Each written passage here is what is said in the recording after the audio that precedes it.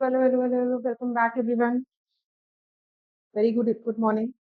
Hopefully, you all are doing good. And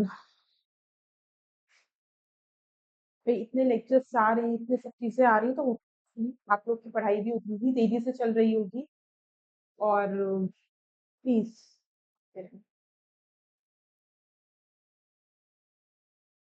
okay, चलिए start करें। सो कल हम लोगों ने कंप्लीट कर लिया था, types of financial market complete कर लिया था, फाइनेंशियल मार्केट का बेसिक्स हो गया था। आज जो दो टॉपिक मैं कवर करूंगी, that is industrial financial corporation of India and small industries development bank of India, यानी कि सिडबी एंड आईएफसीआई। दो टॉपिक्स आज हम लोग कवर करेंगे। देखो, ये पूरा चैप्टर आपके 6 से 7 लेक्चर्स में तो जाएगा ही जाएगा, क्योंकि भाई टॉपिक इंपॉर्टेंट है और हम एग्जाम के पॉइंट से ही सिर्फ कंप्लीट कर रहे हैं। तो एग्जाम के पॉइंट से कंप्लीट करने के लिए मेरी कोशिश ये है आप लोगों के लिए कि आपको बेसिक्स पता भी हो और आप लोग आगे उस चीजों को कवर अप भी कर पाओ। तो I am trying to do that. ठीक है, बहुत ज्यादा समय को ना बर्बाद करते हुए, बहुत ज्यादा बातें ना करते हुए, हम वापस से अपने लेक्चर पे आते हैं और स्टार्ट करते हैं विथ टुडेस टॉपिक। ओके, मुझे कुछ एक बात बताओ।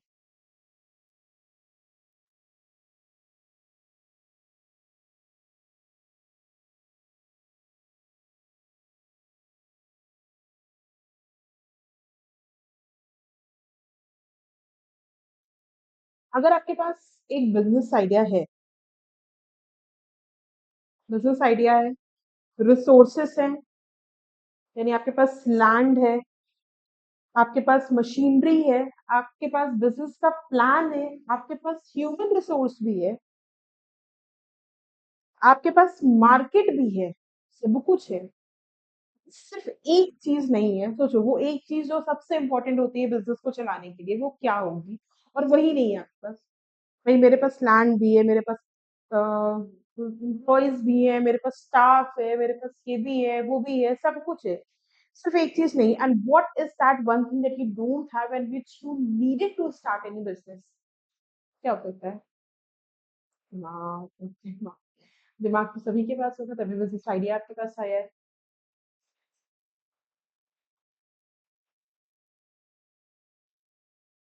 मनी, पैसा,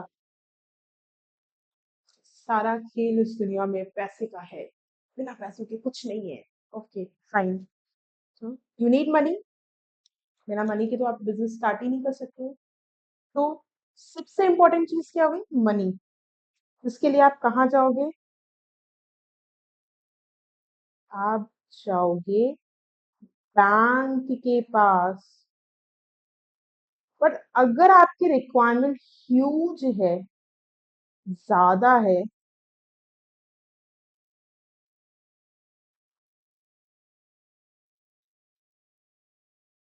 एंड बिजनेस में लॉन्ग टर्म फाइनेंस चाहिए, तो आप क्या करेंगे? पैसा बहुत ज्यादा चाहिए, आपको चाहिए 1,000 करोड़ रुपए। बैंक देगा? बैंक नहीं देगा। बैंक की खुद की इतनी लिमिट नहीं होती कि बैंक इतना पैसा दे।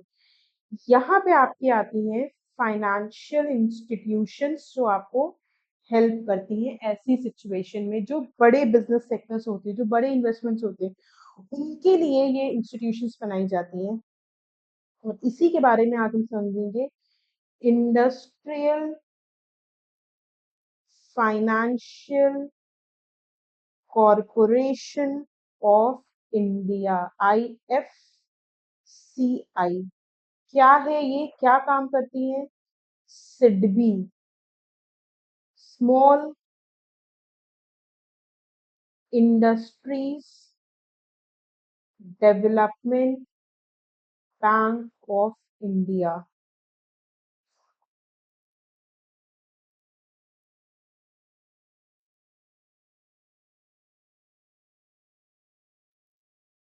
जिनके बारे में आज हम लोग पढ़ेंगे। ये बात करती है इंडस्ट्री के बारे में, ये बात करती है स्मॉल इंडस्ट्री यानी एमएसएमई के बारे में। जो छोटी कंपनीज होती हैं वो इनके पास जाती हैं, जो बड़ी अंबानी टाइप कंपनी होती है वो इनके पास जाती हैं। ठीक है। और अगर आपको ये चीज समझ में आ जाती है तो आधी तो ये टॉपिक यहीं पे खत्म हो जाता है। हाँ, लेकिन तो आता आज बहुत इंपॉर्टेंट टॉपिक है, हम पूरा लेक्चर लेक्चर खत्म, लेक्चर नहीं खत्म, टॉपिक खत्म। मतलब ये कॉन्सेप्ट अगर आपको समझ में आ जाता है तो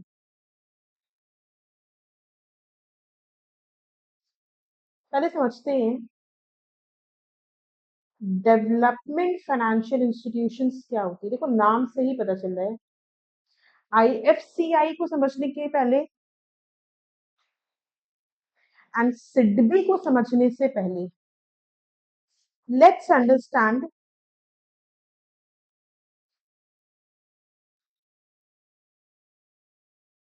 डेवलपमेंट फाइनेंशियल इंस्टीट्यूशंस क्या होती है।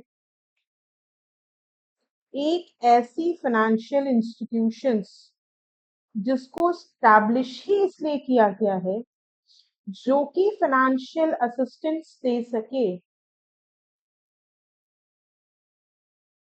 इकोनॉमिक डेवलपमेंट के लिए, स्पेशली उन सेक्टर्स को या उन एक्टिविटीज को हम कह सकते हैं जिनको चाहिए क्या, लॉन्ग टर्म फाइनेंस। समझ में आया? यानी एक सेक्टर, एक इंडस्ट्री अपने यहाँ ऐसी बना के रखी गई है जो हेल्प ही किसकी करती हैं, जो हेल्प कर रही होती हैं, किसकी हेल्प कर रही होती है, उन इंडस्ट्रीज की जिनको लॉन्ग टर्म फाइनेंस चाहिए। तो ये सिंपली लोन देने से ज्यादा और भी बहुत कुछ काम कर सकती है। ये सपोर्ट करती है आपकी इंडस्ट्रियल डेवलपमेंट के लिए, इंफ्रास्ट्रक्चर में, एमएसएमई, एंटरप्रेन्योरशिप में, टेक्नोलॉजी डेवलपमेंट में, मॉडर्नाइजेशन में, एक्सपेंशन में, ग्रोथ में, अलग अलग पर्पस में ये आपको हेल्प करती है। तो ये सिर्फ लोन आपको नहीं दे रही है, लोन तो एक इनका पार्ट हो गया, उसके अलावा भी आपके लिए बहुत कुछ कर रही होती है। सिंपल एग्जांपल हम ले, अगर सपोज एक कंपनी है, वो फैक्ट्री स्टैब्लिश करने जा रही है, उसके लिए उसको लैंड चाहिए, उसको बिल्डिंग चाहिए, उसको मशीनरी चाहिए, उसको टेक्नोलॉजी चाहिए,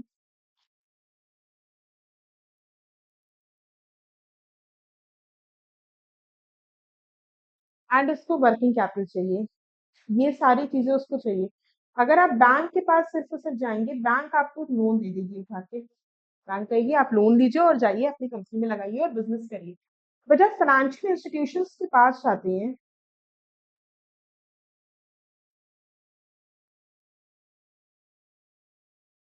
ठीक है, लैंड, बिल्डिंग, मशीनरी, टेक्नोलॉजी, ये सब कुछ उसको चाहिए अपने बिजनेस को चलाने के लिए।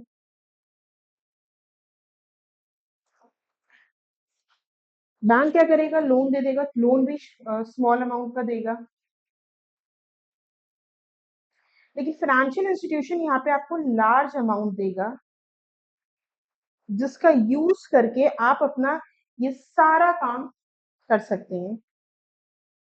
और क्यों हमें हमें ये और भी ज्यादा डेवलपमेंट फाइनेंशियल इंस्टीट्यूशंस की जरूरत है, क्योंकि हमें ज्यादा से ज्यादा अगर इंडस्ट्री को ग्रो करवाना है, हमें ज्यादा से ज्यादा इकोनॉमी में ग्रोथ लानी है, हमें ज्यादा से ज्यादा फैक्ट्रीज अपने यहाँ स्टैब्लिश करवानी है, इंफ्रास्ट्रक्चर स्टैब्लिश करवाना है, एम्प्लॉयमेंट जनरेशन करना है, अपनी जीडीपी बढ़ानी है, फिर न्यूमरस रीजन हमें इस तरीके की इंस्टीट्यूशन या इस तरीके की बैंक्स की जरूरत है। नाउ अब इतना तो समझ में आ गया होगा कि आईएफसीआई या सिडबी जैसी बैंक्स का काम क्या होता है और इनको क्यों मार्केट में लाया गया। अब हम सीधे पहुंचते हैं आईएफसीआई के ऊपर फुल फॉर्म इसका आपको ऑलरेडी बता दिया मैंने।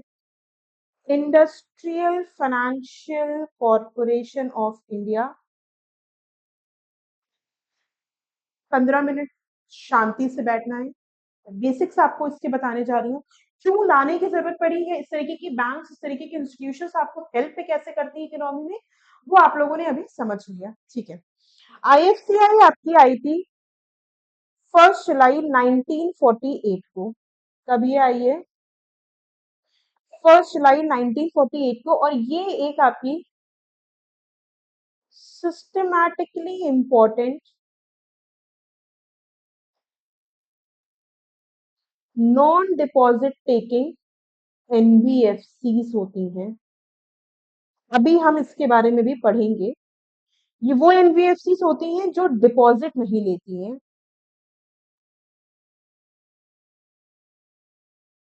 1948 में ये एज एन स्टैट्यूटरी कॉर्पोरेशंस की तरह स्टैब्लिश की गई थी। पब्लिक लिमिटेड कंपनी होती है ये, listed at BSc and NSC. ठीक है। क्या मेन ऑब्जेक्ट होता है इनका? भी मेन ऑब्जेक्ट वही होता है, medium and long term finance देना इंडस्ट्रीज को। ये छोटे बिजनेसेस पे नहीं जाती है, इंडस्ट्रीज पे जाती है सीधा सीधा। ठीक है। क्यों लाया गया था इनको? इनको लाने की ऐसी क्या जरूरत पड़ी थी कि इनको लाया गया? अभी हमने बताया medium and long term industries को फंड्स देने के लिए इनको लाया गया है।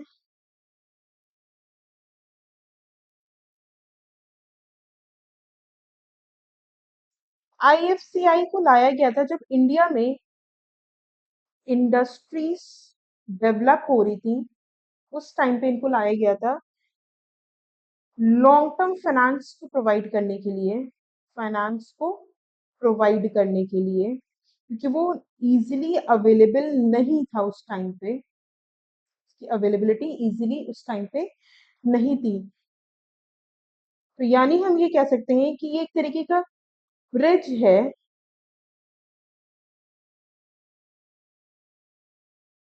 जो फाइनेंसिंग गैप थी कंपनीज के लिए या इंडस्ट्रीज के लिए बैंक्स के साथ, उसके लिए ये एक ब्रिज है।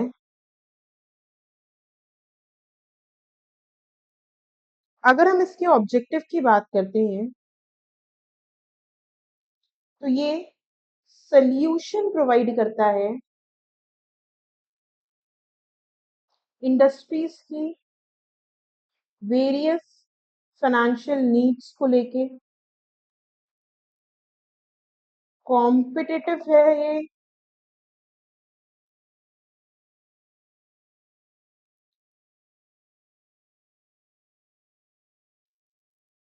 इतना पे नहीं जाते हैं हम लोग। ठीक है।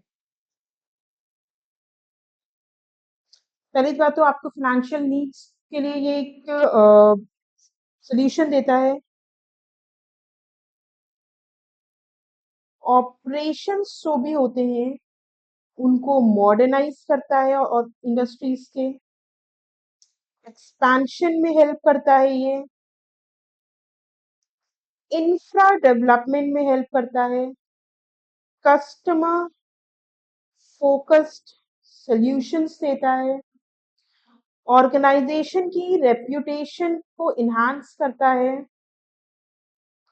इमेज बिल्डिंग करता है। ठीक है। पढ़ते हैं इसके बारे में, फिर हम लोग आगे बढ़ेंगे।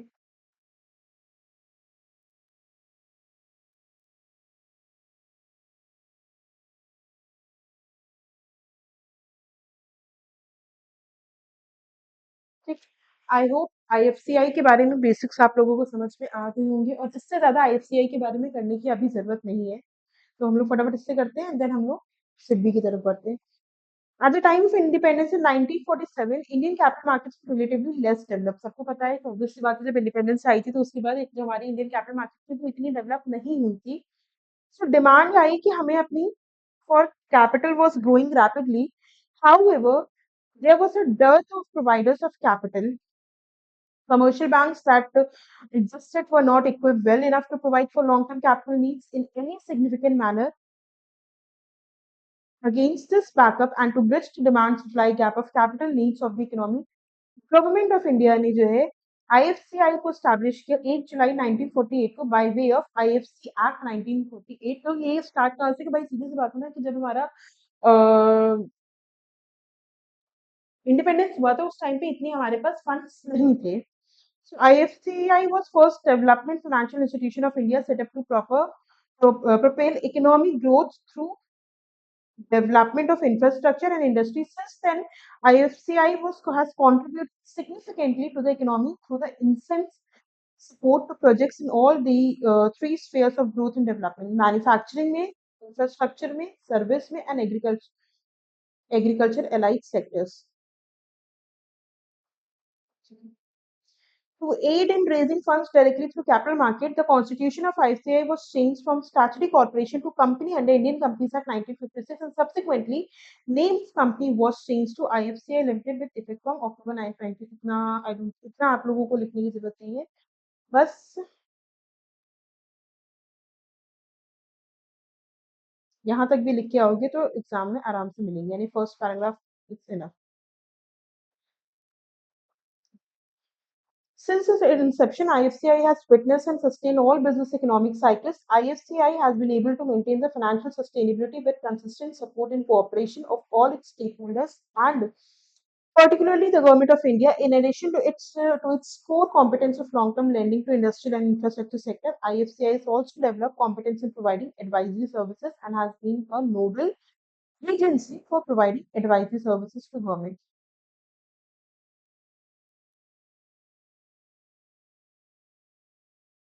Sugar development fund, MSIPS, production link incentive, ये अलग अलग आईएफसीआई की स्कीम्स हैं, आप इनके नाम याद कर सकते हो।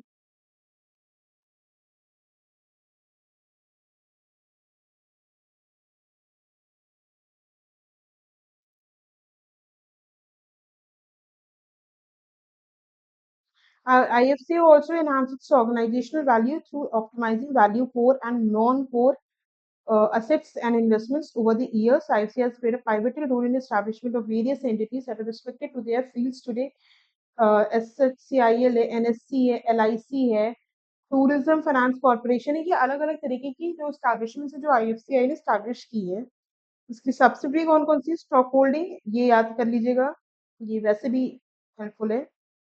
डिसाइड अबव सब्सिडी, कुछ और भी सब्सिडीज हैं आपकी आईएफसीआई की। कहाँ से आया, 1948 में setup as India first development corporation financial institution. 1993 में became a public limited company. 2015 में became a government company, and today an established NBFC non-deposit, systematically important non-deposit taking NBFC in the economy. What is IFCI is systematically important NBFC non-deposit NBFC in the public sector 1948 में आया था। Public limited company है, listed है BSc and NSC में, has 6 number of subsidies and 1 associate units under its fold. Mandate क्या है इसका, financial support देना, डाइवर्सिफाइड ग्रोथ ऑफ इंडस्ट्रीज को across the spectrum. Activities cover करती है वेरियस काइंड्स ऑफ प्रोजेक्ट जैसे एयरपोर्ट्स, रोड्स, टेलीकॉम। देखो हमने बताया ना, बड़े बड़े प्रोजेक्ट्स जहाँ पे जरूरत होती है। गवर्नमेंट एडवाइजरी सर्विसेज देता है, कॉर्पोरेट एडवाइजरी सर्विसेज देता है, प्रोजेक्ट मैनेजमेंट एजेंसी की तरह अपॉइंट करते हैं for production link investment incentive schemes में, जैसे आत्मनिर्भर भारत में by the government of India. Nodal agency है for monitoring loans of STF, played pivotal role in setting up various market intermediaries of repute in several niche areas like stock exchange. Government of India has placed venture capital fund of 200 crore for scheduled class with IFCI. They aim to promote entrepreneurship among the SC and to provide concessional finance. ये सब देखो, ये जो points है ना, इसको आप छोटे छोटे पॉइंट्स में याद कर सकते हो, इतना लिख के भी, इसके पॉइंटर्स पे लिख के आओगे ना तो बहुत आराम से मिलेंगे। कॉर्पोरेट स्ट्रैटेजी क्या है, अगेन फाइनेंशियल नीड्स देना, रेपुटेशन को एनहांस करना, कस्टमर फोकस सॉल्यूशंस देना, competitive, competent and sensitive to the economic growth of the country. With this ये वाले पॉइंट्स बस आप याद रख लेना जो एग्जाम के पॉइंट ऑफ व्यू से है, वो आईएफसीआई में ये 5 पॉइंट सबसे इम्पोर्टेंट है। इतना भी लिख के आओगे तो आपको बहुत आराम से मिलेंगे।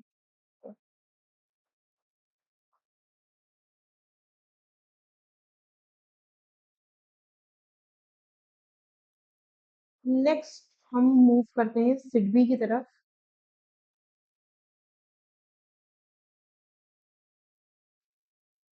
समझते हैं सिडबी के बारे में।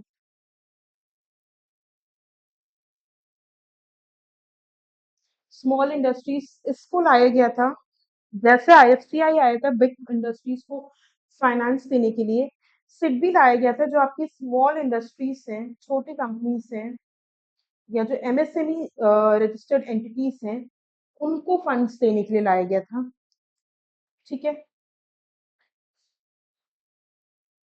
इस, इसको बेसिकली लाया गया था प्रमोट करने के लिए, फाइनेंस देने के लिए, डेवलप करने के लिए, जो भी आपके MSME, medium small and micro enterprises जो है उनको, एंड कोऑर्डिनेट करने के लिए फंक्शंस को